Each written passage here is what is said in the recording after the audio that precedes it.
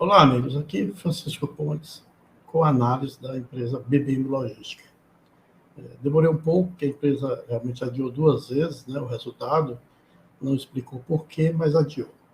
Então, nós vamos começar alguns comentários respondendo a alguns amigos do setor que me ligaram ou pediram a análise, mais um questionamento específico dizendo por que você tem o direito de falar sobre essa e outras empresas que você está fazendo análise. Então, não é o direito, é aquilo que faz parte do mercado. E eu vou aqui mostrar para quem não conhece exatamente o setor, eu vou compartilhar aqui com vocês alguns princípios e vamos entrar na primeira parte da análise da BBM. Eu dividi em 4 para ficar um pouco mais didático, porque algumas pessoas pediram para ser mais pausado, né? Então eu vou dividir em 4 etapas para que fique educativo, pelo menos para mim ou para alguém, para quem pediu, né? Então vamos aqui compartilhar, tá? A tela, né? Então vamos lá começar.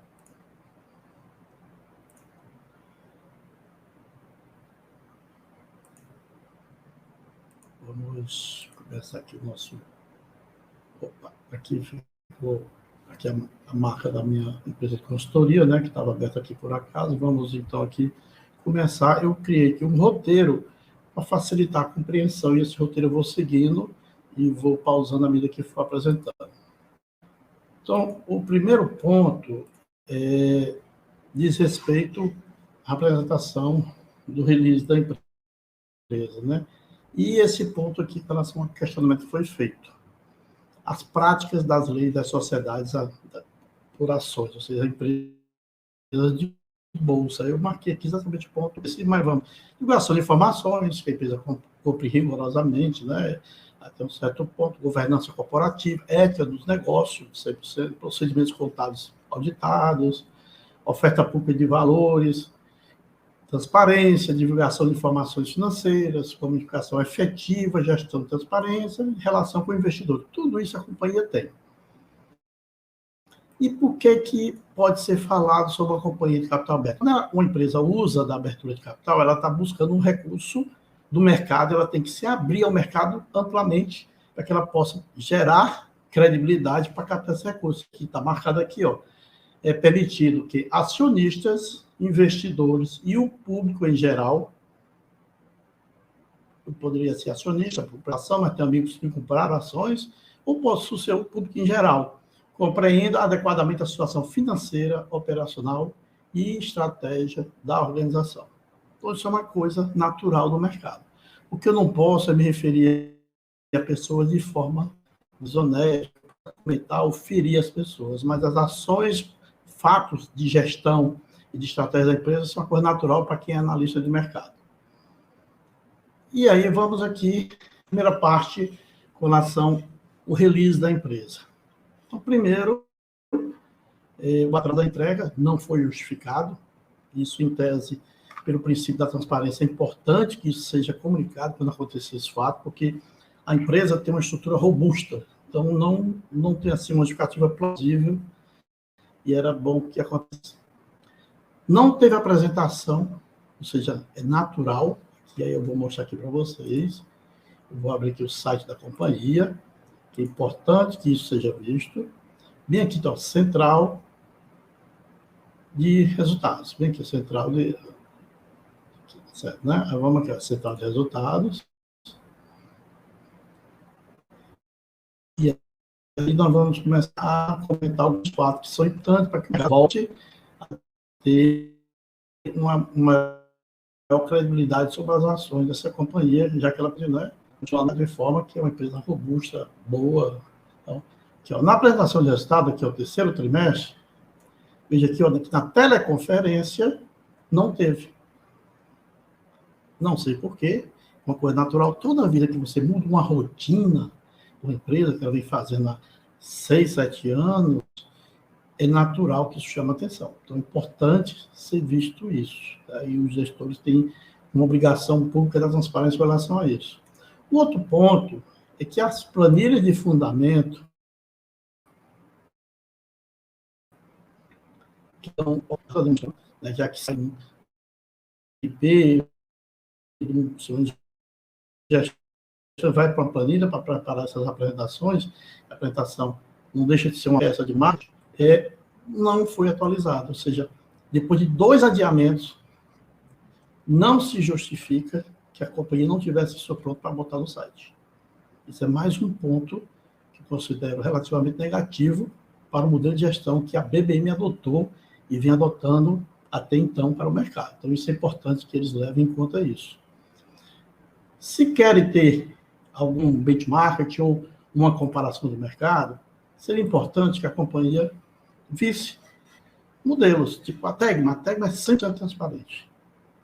A própria Sequoia, que em tese é a concorrente mais direta da BBM, mesmo estando com o resultado, o Armando está correndo lá para conseguir reverter o resultado da empresa, eu acredito que, dependendo da estratégia, né, continua mantendo isso sempre bem em dia.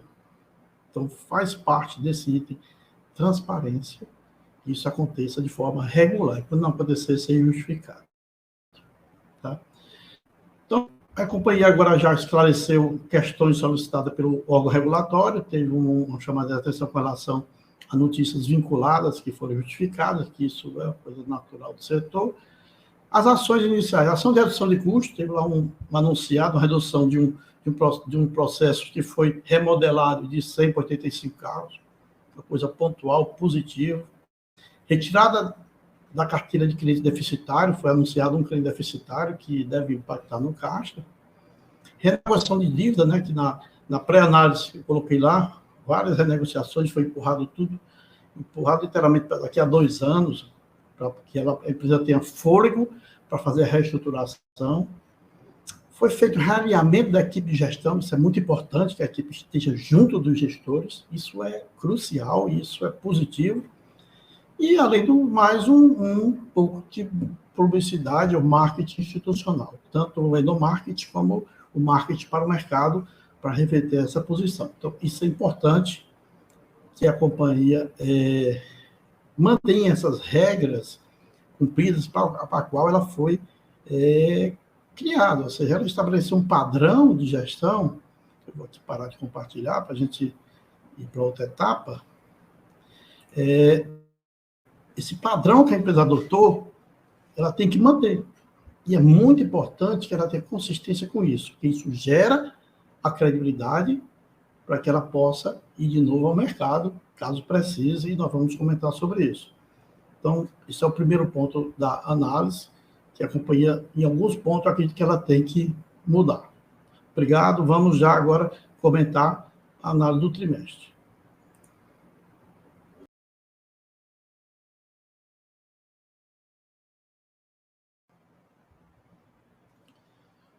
Voltando aqui, amigos, dando continuidade, agora entrando na análise do trimestre que estava atrasada a entrega. Tá?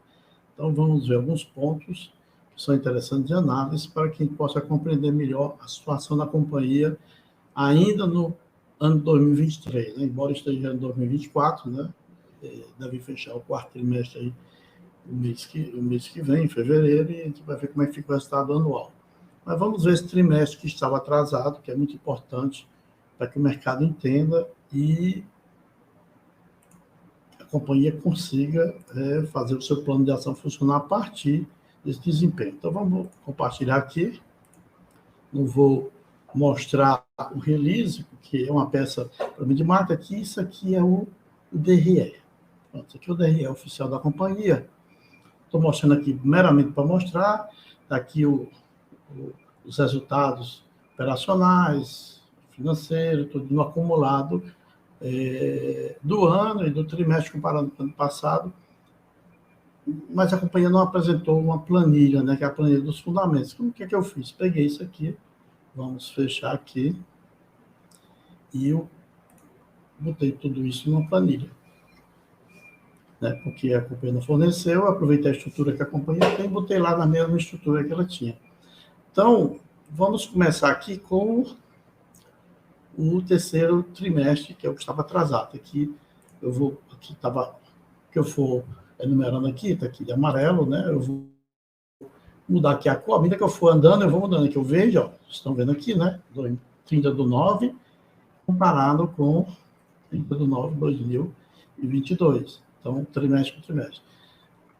Há uma queda da receita líquida, ou seja, a empresa faturou o ano passado 434 milhões, 753 mil, né? E caiu para 413.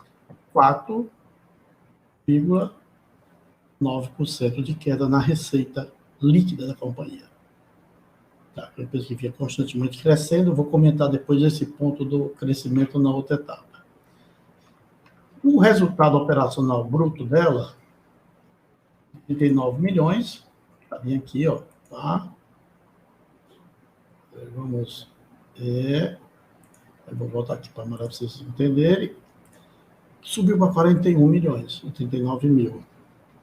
Mas bem alinhado com o terceiro trimestre do ano passado, ou seja, de 9, que deu 9%, aqui, 9%, ano passado esse ano deu 9,9%. Uma pequena melhora de 0,9%. Está alinhado com o ano passado, mas muito pouco para o que a companhia precisa nesse mercado que ela atua. Esse valor precisa ser, no mínimo, para começar a respirar o dobro. Então, vamos aqui andando mais. Né? As despesas administrativas são 17 milhões, 706, subiram para 18 milhões, 178, uma pequena oscilação, que era 4,1%, pulou para 4,4% da receita líquida. As despesas de venda, 7 milhões 783, 8 milhões 77. 1,1 pulou para 2%. No outro apresentação, que é o acumulado geral do estoque, eu vou explicar melhor esse contexto dessas despesas comerciais. E aí nós vamos para aqui para o lucro ou prejuízo operacional antes da participação societária e do resultado financeiro da companhia, né? Que é essa linha aqui, ó. Então, olha esse lucro e prejuízo. O ano passado ela teve um lucro de 20 milhões 473 mil. Está bem aqui, né? Está bem aqui, ó, tá? 20 positivo. E caiu para 17,78. Ela cresceu a receita líquida, diminuiu a receita líquida, aumentou o custo, não aumentou o custo, desculpe, ela melhorou o resultado da operação bruta em 0,9, mas o lucro aqui foi menor. E aí tem uma justificativa que a despesa comercial foi um pouco maior. Isso está bem sob equilíbrio, né? Aí vamos aqui primeiro, então, agora, a financeira da companhia, né? Ou seja, o resultado líquido do trimestre, aqui, ó, bem aqui, você tem 28 milhões, 6,5% da receita líquida. Isso é insuportável para qualquer empresa.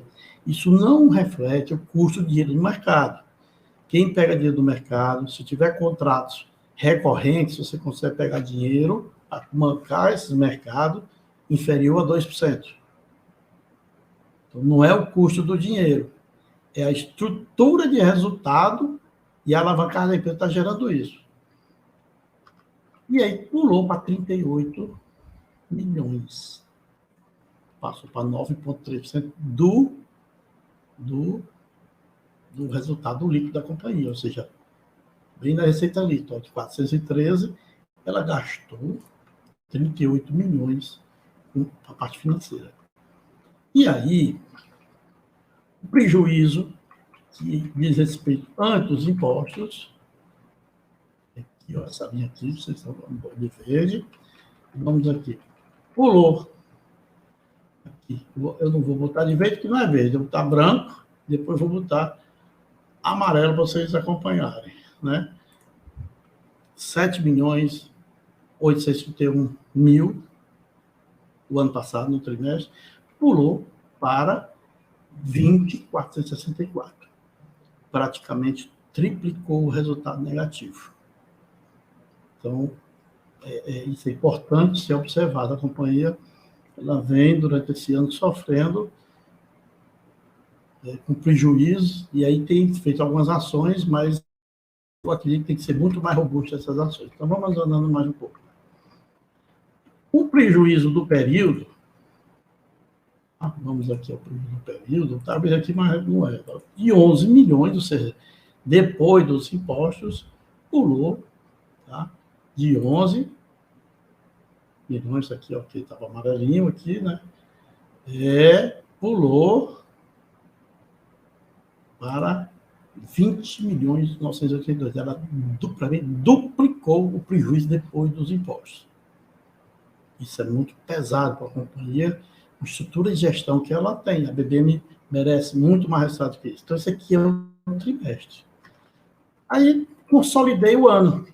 Até agora, deu 9 meses, né? Comparando, esse aqui já está no DRE também, mas não tem a planilha. Então, vou pegar aqui para a planilha para a gente analisar melhor. Então, a receita da companhia, o ano passado, 1.176.000 até agora, no terceiro trimestre. E aqui, que aí começa a preocupar, ela está com um crescimento de 1,2% no acumulado do ano, ou seja, todo o discurso do começo do ano, do primeiro trimestre, do segundo, com as possibilidades de crescimento, não estão se concretizando. Por quê?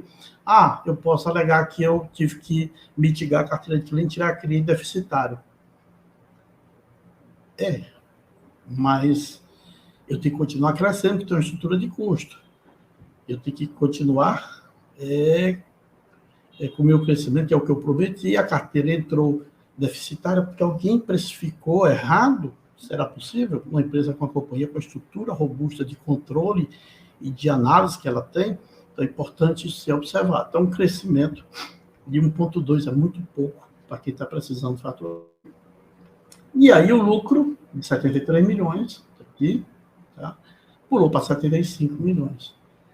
O lucro bruto. Então, aqui tem, a grande preocupação que eu tenho com a BBM, se é que eu posso me preocupar, só como analista, não eu posso dormir sem essa preocupação, pelo menos por enquanto. 6,2 melhorou 0,1, ou seja, 6,3. Ela está, a companhia BBM está com 1/3 do resultado necessário para se manter. Isso é operação. E aí eu vou fazer um pequeno comentário que diz respeito à qualidade da precificação e a estrutura de custeio. E essa empresa tem estrutura para analisar isso melhor enquanto antes. Mantido isso aí, a companhia começa o ano com sérios problemas, porque ela precisa gerar caixa aí. Aí vamos ver assim um pouco. A despesa administrativa, 54 milhões, pulou para 51, ou caiu para 51, isso é positivo, ela vem reestruturando a parte de gestão, né, que é um ponto importante, 4,3%, 4,7% da receita líquida.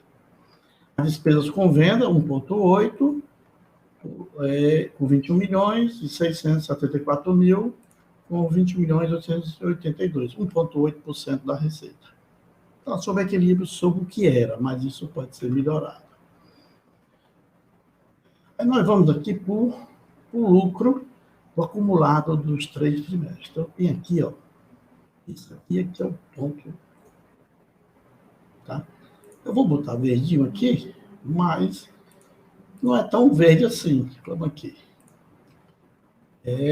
16 milhões, 240 mil ano passado, o acumulado sendo 23 milhões.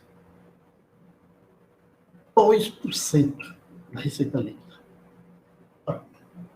As companhias às quais a BBM tem procurado se alinhar, pelo menos no discurso, tem isso aqui muito superior. Quando não, perto dos 2 dígitos. Então, ela está com 20% do resultado que as outras estão tendo. Se você for numa Tegma, é uma empresa que está dando 11, 12 aqui. Se você for na Júlio Simões, também está dando razoavelmente acima disso, tá? Que é uma empresa, no mínimo, 5 vezes maior do que a BBM. Não é concorrente uma da outra. E aí, nós vamos para a parte da preocupação maior dessa, acredito eu, né, quanto analista, aqui, Esse verdinho aqui é verdinho, mas é vermelho, tá? Vou aqui vermelho a cor, 78 milhões de custo financeiro. Líquido, tirado algum rendimento ali, pulou para 106 milhões. Isso corresponde a 8,9% da receita da companhia. É insuportável para qualquer empresa do mercado.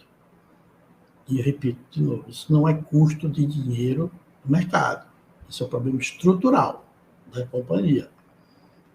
E aí nós vamos os prejuízos do imposto, 61 milhões do ano passado, no trimestre, pulou para 82. Aumentou 32,7% o prejuízo dessa companhia. É coisa assim de assustar, né? 32,7% de prejuízo. E lá no prejuízo, depois do período, ou seja, já apurado os impostos, 89 milhões, pulou para 88 milhões. 79,1 milhões de prejuízo.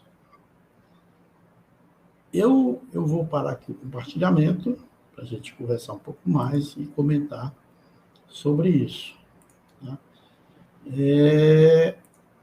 A companhia, no caso a BBM, receita líquida em queda em relação a 2022, receita líquida acumulada com crescimento de 1,2% em relação à comparação com o ano passado, o lucro bruto aumentou só 0,9%, pequena melhora de 10%, precisa muito mais robustez nisso. As despesas administrativas voltou a crescer um pouco, pequena oscilação, mas cresceu. É despesa maior no trimestre. O custo financeiro aumentou 37,4% e 32,7% em relação no trimestre, o acumulado 32,7%. O prejuízo aumentou 79,1%. Então, é uma companhia que tem que fazer um dever de casa muito robusto. E aí, se me permite, não cabe comentar condições de mercado, porque tem outras empresas no mercado, com o mesmo nível de faturamento, dando resultado. Então, o que está faltando exatamente, internamente, eu não sei. O que eu estou analisando são números, e aí tem que ter fio com relação aos números, aí cabe ao gestor da BBM se reposicionar interna e externamente o que é que vão fazer, já que a companhia precisa se manter no mercado. Então, vamos já para a terceira etapa para fazer uma análise sobre a história, o histórico da BBM nesse seu projeto de abertura de bolsa. Já voltamos.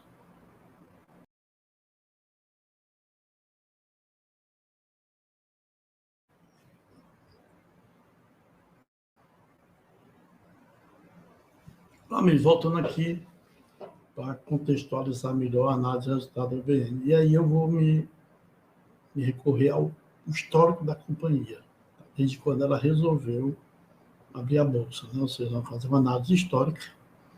E vou começar aqui com vocês, compartilhando, tá? A estrutura da análise que eu vou fazer, mas vou colocar aqui para vocês uma coisa que, para mim, é emblemática, não só a BBM, mas outras companhias, de falar muito na release, fala-se muito em crescimento. Aqui a estrutura da análise que eu vou fazer, mas vamos aqui primeiro mostrar esse slide aqui. A estrutura da própria BBM no material de apresentação. Nosso crescimento. Então, é uma coisa que mostra, né, sempre o crescimento. E eu comento sempre que a release, que é uma peça de marketing também, precisa ser melhor apresentada, né? E aí o crescimento em si aí está até 2021. Eu peguei o contexto que normalmente as companhias se apresentam, e é uma coisa dentro da minha análise de mudança que eu penso que dá para fazer do mindset do setor, né, a gente mudar esse pensamento sobre o setor, porque aí eu vou parar com isso aqui, tá? E vamos entrar aqui na estrutura. Isso prejudica muito a imagem dos executivos e investidores dessas companhias. Então, se uma empresa vai mal no mercado, o setor todo fica em interrogação, e isso cria uma certa desvalorização. Então, nós vamos começar aqui a mostrar análise histórica. da BBM, segundo o que eu coletei. E aí vai um ponto que a BBM não sei, alguns benchmark e outras empresas do mercado que dá o histórico todo ali. Ela está, inclusive, atrasada para a planilha de fundamentos. Então, vamos aqui, vou levar o mesmo critério com relação ao FII do trimestre, né? Então, em 2017, já voltando aqui de laranja agora, tá? Desculpa, a companhia resolveu que queria crescer, aí, ótimo, mercado, tudo, né? Ela faturava 289 milhões. 2017. Em 2018, ela pulou para 507 milhões. Fazendo números redondos, para poder a gente só ficar melhor do que falar um quebradinho. Que para a gente é quebradinho, mas é muito dinheiro. Em 2019, ela pulou para 608 milhões. Foi quando ela, em 2018, ela comprou a Tan6, né? Mas a pronúncia é essa. Em 2019, ela comprou a Translovato, em novembro. Aí pulou para 608 milhões, porque pegou os últimos 2 meses do ano com a Translovato dentro da carteira.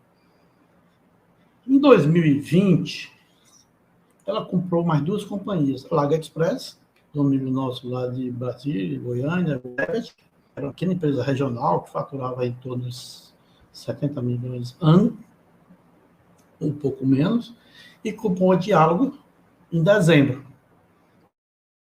Ela foi muito robusta. Ela comprou 2 companhias e pulou para R$1 milhão a receita líquida. Tá tudo certo. Em 2021, a receita pulou para 1.356.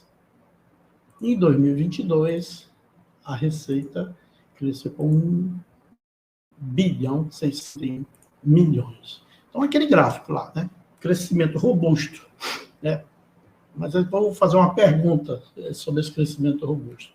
No acumulado desse ano, 9 meses, ela está com 1.199 milhões, quase 4 mil líquido. Que, levando a regra de crescimento dela que ela vinha, deveria estar com 1.432, botando a mesma regra de crescimento de 2022. Então, ela está com uma queda do seu nível de crescimento de 241 milhões esse ano. Ou seja, a empresa, a partir de uma reestruturação, e aí ela se expõe ao mercado, o mercado também reage, natural. Então, ela tem que, daqui não está conseguindo crescer, fazer o deverzinho de casa. Então, ela cresceu no primeiro 75,8% em 2018, cresceu mais 19,9% em 2019, cresceu 64,6% em 2020, com a entrada da Laga Express da Diário, cresceu 35,3% em 2021, mas 20% em 2022. Esse ano, ela não vai ter crescimento, ela está com 1,2%. E esse trimestre, o mercado não está muito bom. Então, no máximo, ela vai empatar. E aí, começa a preocupação. Tá? Aí, os custos dos serviços, agora vamos começar a ter um jogo interessante de análise. A receita cresceu 75,2%, que vai ficar laranja, ó. Pá. Em 2018. Mas o custo do serviço cresceu 78%. 3,2% de perda de resultado. Aí de cara com a entrada da Transition. Eu não sei o que foi que houve internamente, não tenho como, porque o nível de detalhamento do DRE, ela não coloca as planilhas de referência, mas não coloca com tanto detalhe como as outras companhias fazem, não me permite fazer essa análise, eu só posso olhar o número fechado. Então, já perdi aqui, na eficiência, na produtividade da operação, 3,2%. Em 2019, cresceu 19,9%. Mas o cresceu, tá na operação, caiu, cresceu 29,9%. Perdi de novo mais 6%, exatamente 6% da minha eficiência operacional. Já eu vou expor o que é que isso preocupa. E 2020 eu cresci mais 64%, ou seja, eu vou mostrar aquele gráfico de crescimento, né? Mas o meu custo, o meu resultado, o custo do serviço, cresceu 58%, ou seja, um pouquinho menos, ou seja, cresceu dessa vez um pouco menos, né? Mas em 2021, eu cresci 35% e o custo voltou a crescer acima, 41,1%. Houve, eu perdi 5 pontos percentuais na minha eficiência operacional. Essa empresa tem um pacote de gestores que eu já mostrar. Em 2020, eu cresci 20,3%. Só que o meu cresceu 22,2%. Perdi mais 1,9 pontos percentuais na minha eficiência operacional. Isso é os números da BB. Então, e esse ano aqui, né, ainda não fechou, vamos analisar como fechar, mas a trajetória de resultado da operação da companhia eu vou usar um nome, uma palavra assim meio pesada, é desastrosa. Sou professor de gestão de números. Eu não sei internamente. Internamente ela tem uma estrutura, tem toda uma governança, tudo isso é muito importante, mas os números não refletem essa estrutura. E aí o que é a companhia que tem que explicar? Não sou eu, só estou andando. Aí vamos aqui, ao lucro bruto. Ela tinha um lucro bruto, aí, vamos lá, não vamos falar só os percentuais. O lucro bruto era 14,9 em 2017, quando ela tomou a decisão de fazer o corte e ir para o mercado. No primeiro ano que ela abriu, caiu para 13,4. No terceiro ano, que foi 2019, caiu para 9%. O lucro bruto. E em 2020, tem uma melhorada, porque entrou a Translag e entrou também a Translovato. Mas aí, no momento seguinte, caiu para 8,5%. E nos últimos 2 anos, caiu de novo. Em 2022, para 7%. E esse ano está com 6,3%. Para vocês terem uma ideia, eu não sei como é que era a Transace, mas a Laga Express era um pouco mais carga de média, ticket média acima de 500 quilos a mais, mas a Translovato era fracionada. A Translovato, normalmente no mercado, é uma empresa para dar aí 25% de lucro bruto. Aqui a Translovato é uma empresa fechada, né? Uma empresa familiar e agora aqui é aberta. Então, o normal disso, no mix, essa companhia era para estar com 20%. Melhorar 2 ou 3 vezes esse número é um dever de casa muito forte. Tem que fazer uma série de trabalhos, que eu vou até vou falar sobre esses itens, mas esse é o ponto preocupante da empresa. Nesse ponto, ela não consegue gerar caixa para bancar as outras despesas e bancar possivelmente o pagamento de todo o recurso que foi pego no mercado para fazer essa transição de empresa fechada para empresa aberta de mercado.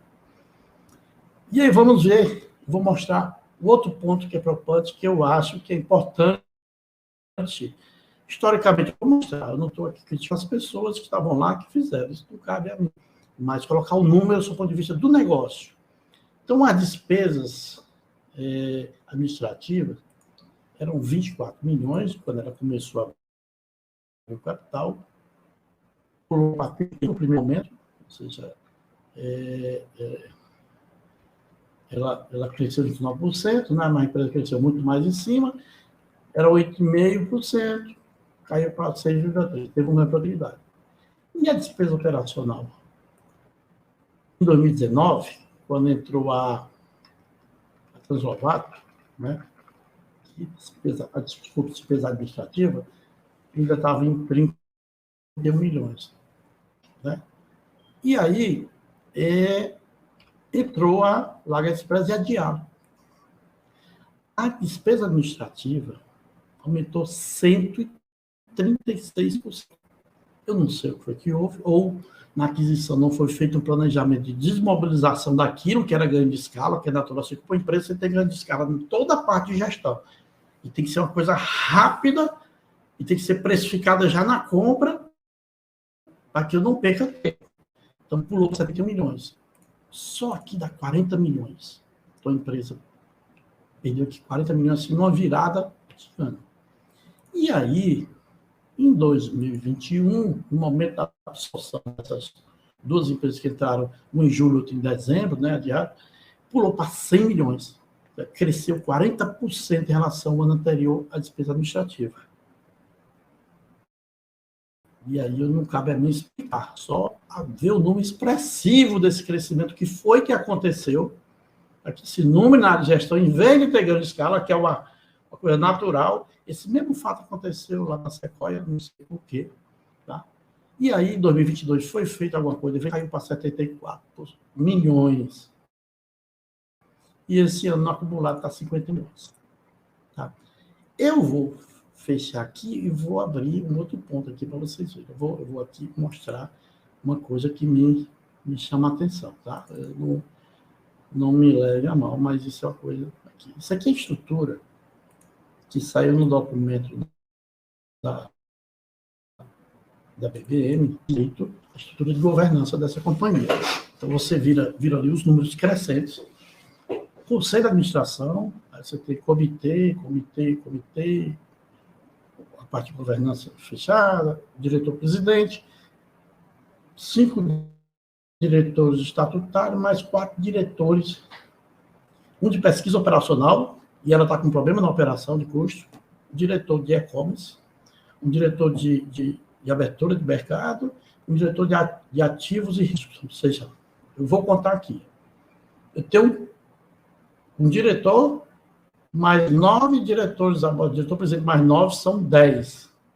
Tem 6 pessoas no conselho, são 16 pessoas pensando nessa empresa. Eu não sei o que foi que houve, porque 16 pessoas, vendo esses números, era para ter tomado alguma atitude e rápido. Eu não sei, aí não cabe a mim julgar nenhuma dessas pessoas. Estou dizendo, a estrutura é muito robusta. Não sei se daí que a empresa precisava mostrar para o mercado, mas será que precisaria ser tão robusta ao ponto de encarecer daquela forma? Eu não tenho essa resposta para você. Então, eu vou fechar aqui. Isso diz respeito a essa estrutura de custo aqui. Aí cabe à companhia, porque nessa virada aqui de jogo, e eu fiz um cálculo aqui por baixo, ela perdeu nessa virada 40 milhões. Em algum momento alguém deixou, agora está fazendo, tanto que esse ano deve fechar aqui perto de 75 milhões, que ainda é muito, do ponto de vista do resultado da empresa. Então, cabe aí a empresa, em um outro momento, esclarecer isso aí para o mercado, para os investidores e para os sócios delas. Para mim, eu vou receber se for ao público. Né? Mas eu acho que essas pessoas merecem alguma explicação em relação a isso. A despesa viva, aqui era 4 milhões, tá? Vou para 5.900, era 1,2 aqui da receita, aí caiu 0,4 aqui do ano, mas uma coisa fora, subiu para 3, cresceu 700% em relação a quando entrou as companhias compradas, ou seja, alguma coisa de remuneração fora do alinhamento, né? Todos esses aspectos você pega no ato de fazer análise para aquisição. Aí deu 1,9 aqui, em 2022, 2023 deu 1,9, você está com 1,8. Tá? Essa parte de despesa de venda, hoje, a maioria das companhias estão reprecificando a remuneração dos vendedores, e eu vou explicar já como. Tá?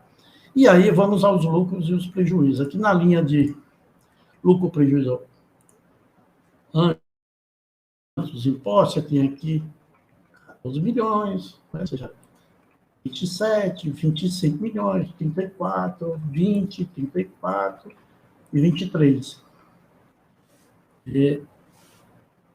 5,1% no ano que ela abriu, essa vai ser também 5,4%, no ano seguinte, 4,2%, 3,4%, 1,5%, 2,1% e esse ano 2%.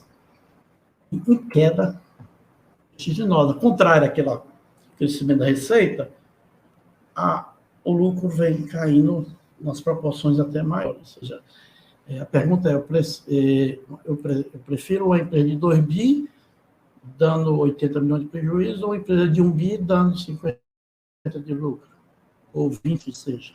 Então, que cabe ao grupo de gestão, mais os seus acionistas e decisores. O custo financeiro da companhia foi aqui de 14 milhões, 16, 21, 25, 47, 109, e você ainda está com 106. Ou seja, 5,1%, 3,2%, 3,5%, 2,2%, 5,7%, 8,9%. Isso reflete exatamente o que eu disse. O resultado da estrutura da gestão de precificação e custeio da operação. E mais esse fato do custo administrativo, que aí carecia de uma explicação. O que esse bypass aí comeu, na minhas contas, uns 40 milhões. Como é que foi? Eu não sei. Isso fez com que a companhia não está no estado que está. E aí vamos aqui para o LAI, né? Naquele ano lá, que ela abriu, né? 2017, 0,3 negativo. 2018, 2,7. De lá para cá, só prejuízo do LAI, 2,87, 1,7, 1,94, 4,57, 6,94. Ou seja, ano a ano, essa empresa, no prejuízo, ia aumentando. Ela simplesmente, em 4 anos, triplicou o prejuízo dela. Então, precisa acordar, né? Ou seja, porque é muita gente trabalhando, a companhia, uma bela companhia, bem estruturada, mas tem que fazer o dever de casa. Aqui são números. E lá depois, o lucro no final, né? Vamos ver aqui, 1,1% de lucros, 3 milhões no ano 2017. No ano seguinte, 1,1, 5 milhões e 800. Aí começou a dar prejuízo. 1,3 no vermelho, lá embaixo. 16 milhões, 1,7. Aí deu um pequeno lucro de 0,9, que é insignificante. 4,3, 4,4% ano passado, já depois dos impostos. E esse ano já vai para 7,4%. Acompanha aí com resultado aí de 9, 8, positivo. Então, um dever de casa muito significativo que precisa ser feito. E aí eu vou abrir um outro slide, então é muito importante que a companhia faça. Eu vou fazer uma conta aqui rápida, bem aqui, eu vou botar bem aqui o quadrinho aqui, vou botar igual aqui, igual o lucro do primeiro ano que ela abriu, mais o lucro do segundo ano, o prejuízo do terceiro, mais no quarto, mais no quinto, no sexto e esse ano. Essa companhia já deu de prejuízo aos seus sócios, tá? R$ 162.941.000. Seus sócios e investidores do mercado. Então, precisa reverter essa situação, fora o endividamento que está, né? Ou seja, isso aí é um prejuízo que ele já foi embora, né? Que leva alguns anos para recuperar. Para reverter o crédito dela e fazer umas ações que nós vamos comentar depois, ela precisa mudar muito isso aí. Então, vamos aqui.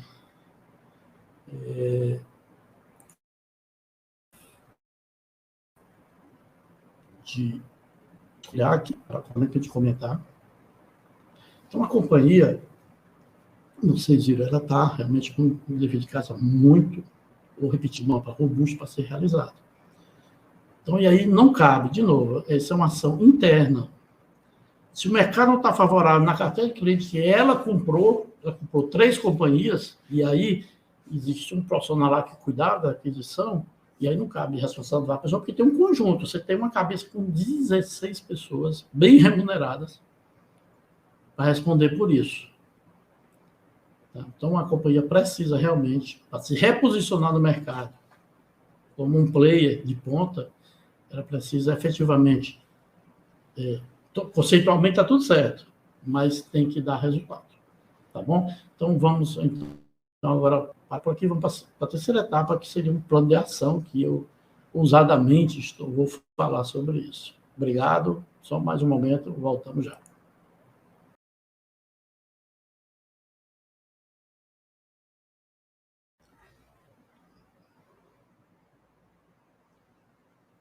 Então, amigos, voltando aqui, Francisco Pontes, para a última etapa da análise, eu espero que ninguém fique ressentido com isso. Então, os pontos de quem está de fora, é muito mais fácil de fora falar, claro, mas eu já vivenciei isso em algumas companhias e fiz o dever de casa.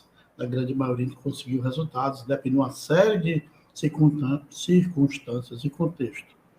Então, vamos começar aqui compartilhando o número, que é o número que vai nos dizer aquilo que tem que ser feito. Apesar disso aí, quer dizer, o que tem que ser feito não é uma opção não fazer, é uma obrigação para que essa companhia consiga permanecer no mercado. Então, vou começar bem por aqui, ó. Aqui, ó. Bem aqui, tá de laranja, tá amarelo aqui, ó. Pá. Tá, e aqui, amarelinho aqui, ó. Começamos a conversar sobre um prejuízo de 162.941.000 em 7 anos que a companhia abriu capital. Então, isso é o que a empresa tem hoje de prejuízo, né, que realizou prejuízo para os seus acionistas e para os seus investidores naturais. Tem um fundo lá que investiu bastante recursos e a direção tem a resposta com relação a isso. Tá? E dentro do plano de ação, não cabe o que foi colocado, eu vi uma das recomendações, de fazer chama IPO, né, uma abertura de novas ações, não dá porque a companhia não está com crédito para isso. Ela não tem crédito em termos de número, não é com relação à capacidade de gestão das pessoas, são pessoas altamente competentes, têm formação, têm histórico, então são profissionais de mercado e estão ali porque, de alguma maneira, foi visto que poderiam dar resultado para a companhia. Então, não diz respeito a isso, a eles, mas sim aos números. Como é que eu vou dizer para o mercado? Eu vou aqui marcar de amarelo, bem aqui, ó, que eu vou abrir para ações e a cada R$100 que eu comprar de ação, eu começo perdendo 7,4. Então, não tem como anunciar. Vou usar o cenário do mercado. O cenário do mercado não está tão bom assim. Nós temos grandes empresas com bons resultados, mas tem muita gente sofrendo.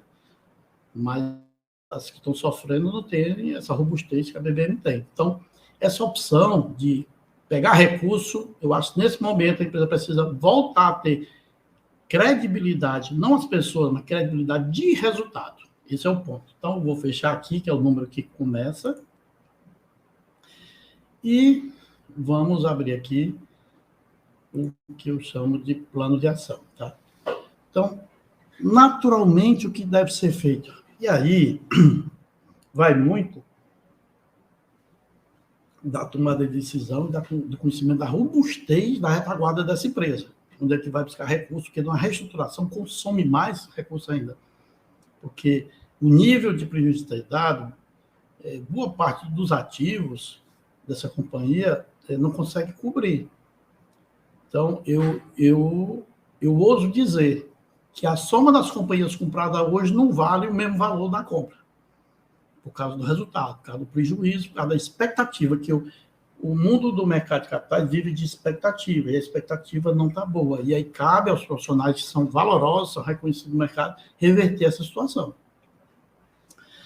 Então, primeiro ponto, vou marcando aqui de amarelo conforme revisar todos os contratos com relação à sua precificação e alinhar com a prática do mercado. Qual é a prática do mercado? Porque eu estou explicando isso aqui porque uma vez um amigo criticou entre uma análise de uma empresa e outra, disse, rapaz, tu não sugere, só critica, então vamos ver aqui, vamos dar um caminhozinho aqui para, pelo menos, de quem está de fora, né, com uma dor de cabeça menor do que quem está dentro, mas a carga fracionada, o mínimo ideal, para quem está fazendo, e aqui diz respeito à aquisição da Translovato, ela tem que trabalhar no lucro bruto, sobre a receita, entre 20% e 25% sobre a receita líquida. No mínimo 20%. E a companhia, na média, está com 6%. E vem piorando. Na carga fechada, tem alguns contratos de carga fechada lá, mais condensada, que era aí o mercado aí da Lag, um pouquinho mais, no mínimo 15%. A companhia está com 6%, alguma coisa. Então, esse é o dever de casa. O que é que vai fazer? Aí, a análise de cada contrato, para ver que eu chamo de lucro operacional primário, que eu tenho lá no meu curso do Método Log, esse lucro operacional primário, você tem que ver cada contrato, a mais contribuição, e ver se eu continuo, porque o cliente resolveu precificar, melhorar o preço, ou porque eu negociei com a minha estrutura terceirizada e a própria redução dos custos para poder o cliente continuar na carteira. Porque se ele continuar gerando a mais que está, não dará o resultado que a empresa precisa para continuar aberta. Revisar a estrutura de custo de operações de contrato de parceiro, ou seja, tem que ser feito, ou seja, todos os itens. E aí eu cito lá no meu método log. A revisão é de conta a conta. Conta a conta, com metas, em valores, em percentuais, com a mira no objetivo de crescer aquele lucro bruto. Conta de seguro, essa companhia deve ter uma conta robusta de seguro. Se ela está, como ela tem uma estrutura de gerenciamento de risco muito boa, robusta, está lá bem bacana, e o nível de sinistralidade dela está abaixo de 60, ela tem como renegociar, porque ela é um cliente importante da carteira de alguma corretora. Então, cabe uma renegociação para reduzir esse custo. E eu já fiz isso e consegue. Basta conversar. Desde que tenha as premissas, né? Eu não tenho sinistralidade. A parte de despesas administrativas, aí a companhia fala muito de automação, digitalização. Então, ela tem que correr com isso, para ver se recupera aqueles 40 milhões que eu disse que perdeu numa virada de chave ali, e eu não sei quem esqueceu, né? São 16 pessoas pensando ali naquele material que eu peguei na apresentação do SD da empresa. Então, tem que correr, porque é um prejuízo, não tem como reverter, eu tenho que melhorar para frente, para gerar caixa, vamos dizer assim. As despesas comerciais também tem que fazer o seu dever de casa. A maioria das empresas de porte hoje adotou uma nova maneira de precificar e de remunerar a área comercial. Então, a área comercial, se ela está em média ali custando 1,8 a comissão, essa comissão normalmente está atrelada ao resultado de contribuição dos clientes. Vou dar um exemplo, eu devo ter um exemplo aqui. Se o cliente tem aqui uma margem de 20%, né? O seu contrato, um contrato saudável, ele teria ali, sendo 1,8, né? Ou seja, está com os 20%, na mesma proporção, se ele cair, essa margem for abaixo, ou seja, vamos dizer que ele caia, a margem seja 20%, ele está dando 10% de margem, cai os 50%, então a comissão tem que ser 50% menor também. Essa é a contribuição do comercial. Por causa do volume. Então, uma empresa robusta, essa carteira comercial tem grandes ganhos. E algumas companhias fizeram o dever de casa de aqueles vendedores que estão maior, fazer o dever de casa de conversar, renegociar, porque não é redução de salário, é redução de comissão pode ser feita, ou trocar aquele profissional, porque a carteira precisa de resultado. Então, aí eu consigo botar aí mais 0,5% a 1% de resultado para dentro da companhia. E aí, para dar exemplo, a direção da empresa, a cabeça pensante, né, que nos últimos 7 anos foi trocada, mudou, entrou gente, saiu, foi substituído por conselheiro, tudinho, precisa também ser exemplo e dar a sua contribuição. Uma diretoria da empresa DSA, ela anuncia lá na parte da Bolsa quanto é a remuneração dela. E eu vi lá, eu não vou entrar em detalhes para não ser delicado, o valor é significativo.